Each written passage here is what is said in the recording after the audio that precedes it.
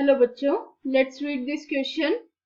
Which of the following pair of ions have the same electronic configuration? And the following options are given to us. इसमें से हमें बताना है कि किस ऑप्शन में सेम इलेक्ट्रॉनिक कॉन्फ़िगरेशन है जो दो हमें आयंस दे रखे हैं. So let us discuss about this. The key concept of this question is electronic configuration. Electronic configuration. तो क्या होता है electronic configuration? Let us discuss about this. जो इलेक्ट्रॉन का डिस्ट्रीब्यूशन होता है in atomic orbitals, that is called the electronic configuration. Let us right the same. It is the electron distribution of an atom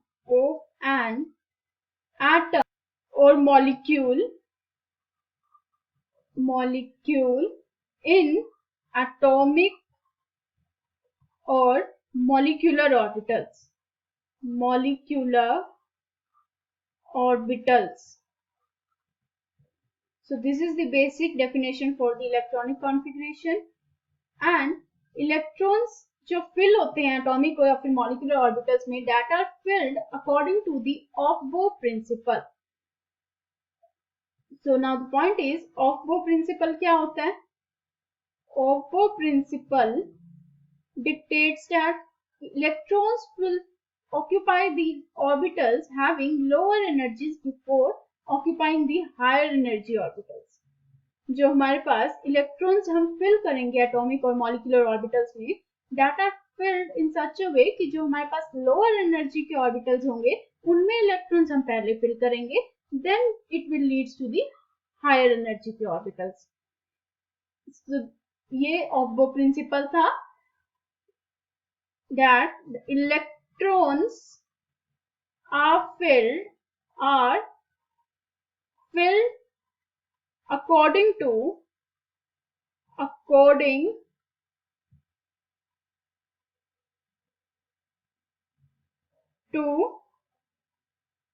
lower energy orbitals to higher energy orbitals.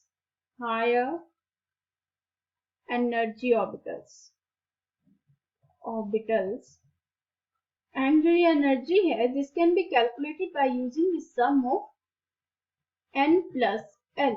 जो n है यहाँ पे हमारा, that is the principal quantum number and the l is the azimuthal quantum number. जो principal quantum number है, that represents the energy level of an electron, and जो l है हमारे पास, which is azimuthal quantum number, that represents the 3D shape of the orbitals.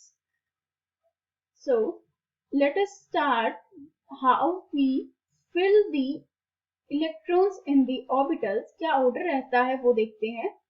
It is filled in the order 1s,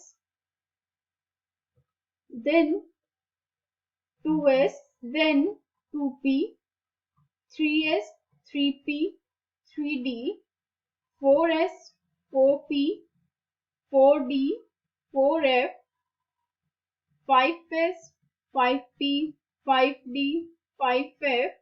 इस तरीके से हम लोग लिखते जाते हैं.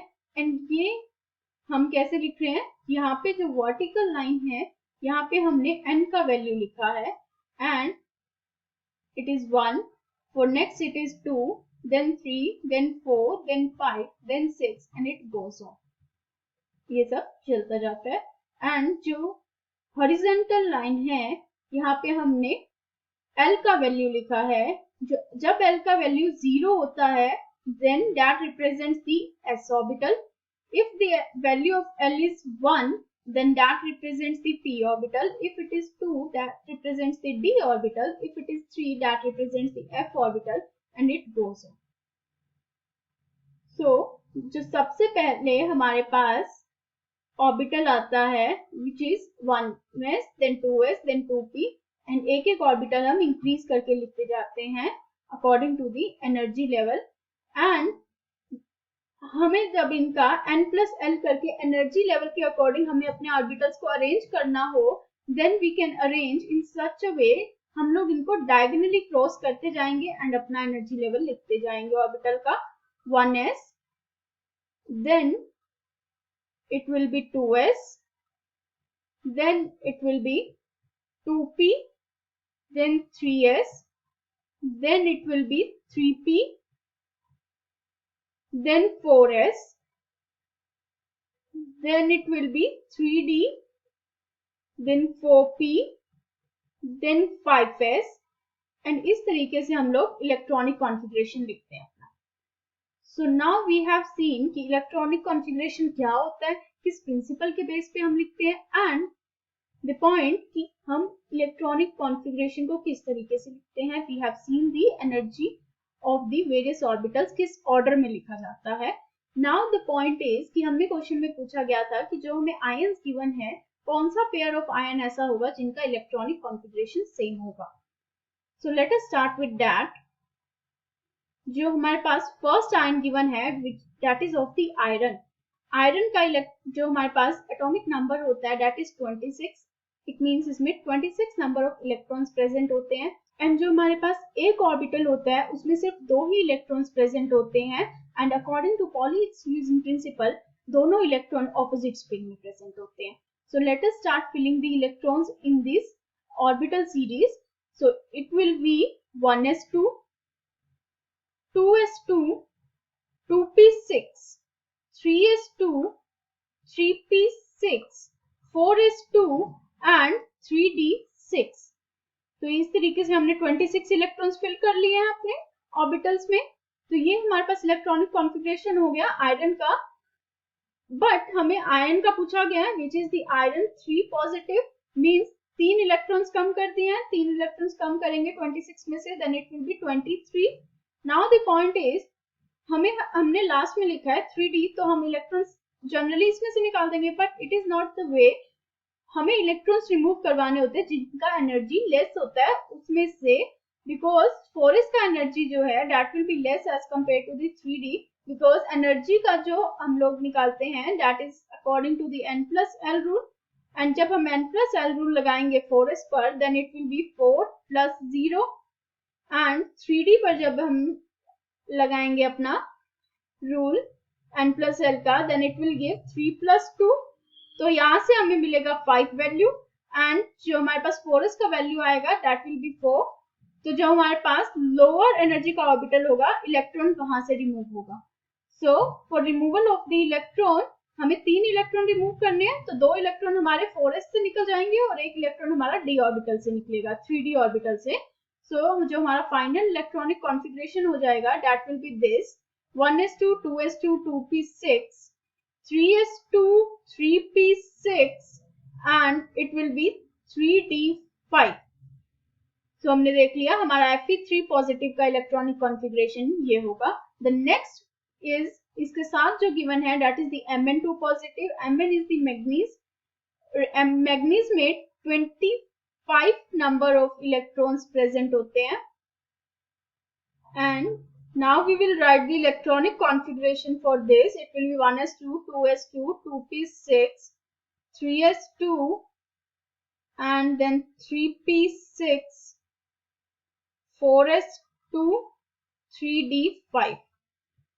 जो हमें आयन दिया गया that is Mn2 positive. Mn2 positive means 2 electron remove करते गए हैं एंड वी हैव डिस्कस जो इलेक्ट्रॉन जाएंगे वो जाएंगे s ऑर्बिटल में से एंड 23 रह गए हैं हमारे पास number of electrons and it will be 1s2, 2s2, 2p6, 3s2, 3p6. 2 electrons 4s से निकल चुके हैं, मीन्स 4s ऑर्बिटल हमारे यहाँ से रिमूव हो जाएगा and the last is 3d5. Now we can see Mn2 positive का कॉन्फ़िगरेशन एंड Fe3 पॉजिटिव का configuration is similar. And question में हमसे यही पूछा गया था which pair of ion have the same electronic configuration. What the other option says? The second option जो बोलता है it says about the zinc and the copper. So let us write the electronic configuration for zinc 2 positive and copper 2 positive. जो हमारे पास zinc होता है that have the atomic number 30 and electrons present होते हैं that is also 30. And to write the electronic configuration for this we can write it will give 1s2, 2s2, 2p6, 3s2, 3p6, 4s2 and 3d10.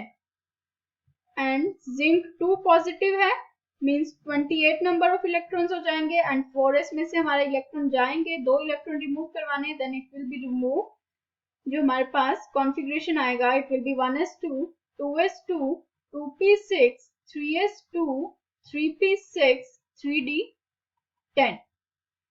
And जो next given है हमें इसके साथ it is copper 2 positive. So copper का electronic configuration होता है हमारे पास, it is 29 atomic number, 29 number of electrons present होते हैं. So to write that it will be 1s2, 2s2, 2p6, 3s2, 3p6, 4s1, 3d10.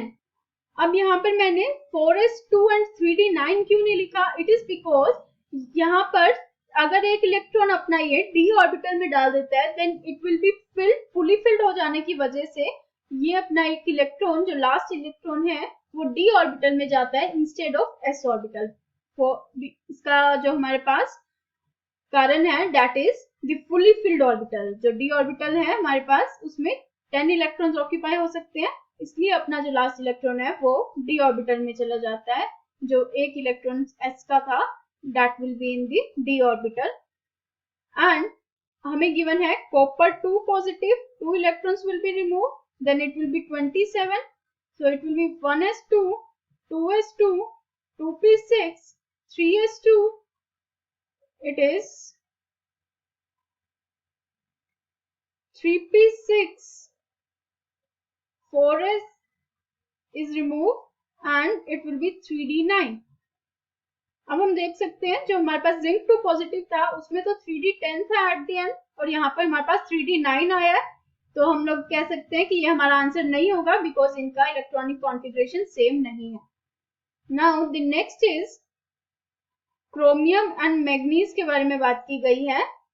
जो हमारा कॉन्फ़िगरेशन होगा electronic configuration for chromium is, chromium में हमारे पास जो एटॉमिक नंबर होता है क्रोमियम का that is 24 and means number of electrons will be 24 and the electronic configuration is 1s2, 2s2, 2p6, 3s2, 3p6, 4s1 and 3d5.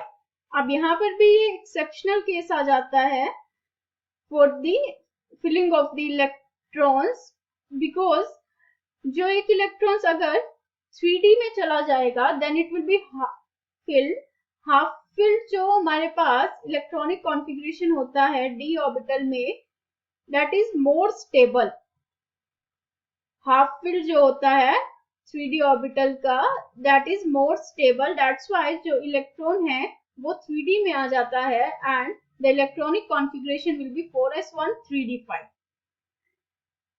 इन question में हमें given है क्रोमियम 3 पॉजिटिव, सो अपना 3 इलेक्ट्रॉन लॉस करके it will B 21 और electronic configuration होगा 1s2, 2s2, 2p6, 3s2, 3p6, it will be 3d, 3 electron will be removed, so it will give 3d3.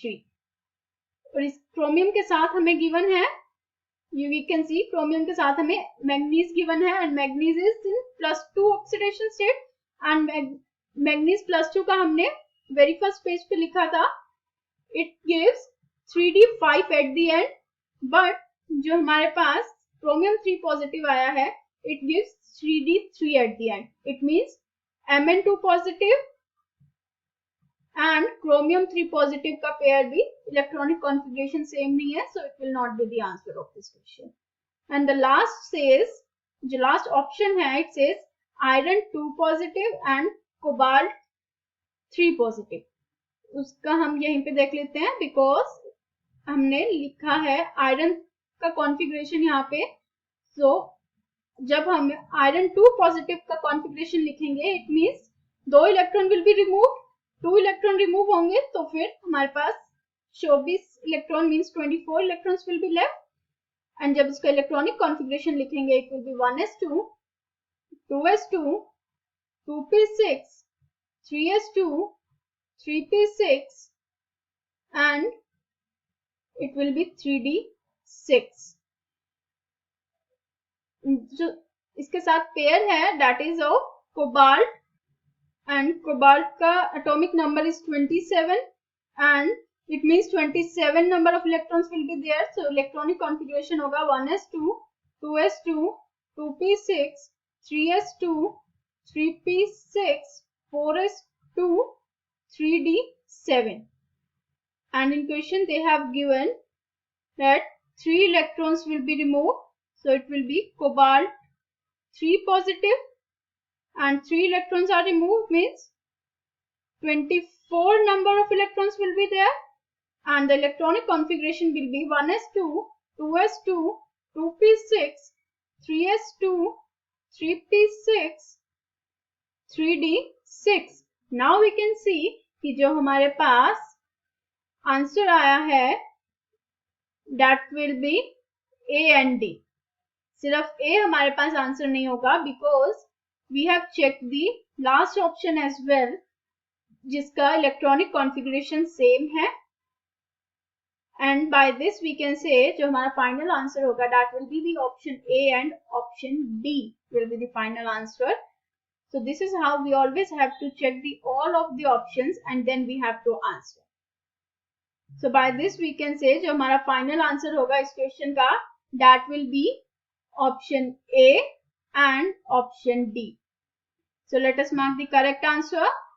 Hope the solution was understandable. Best of luck.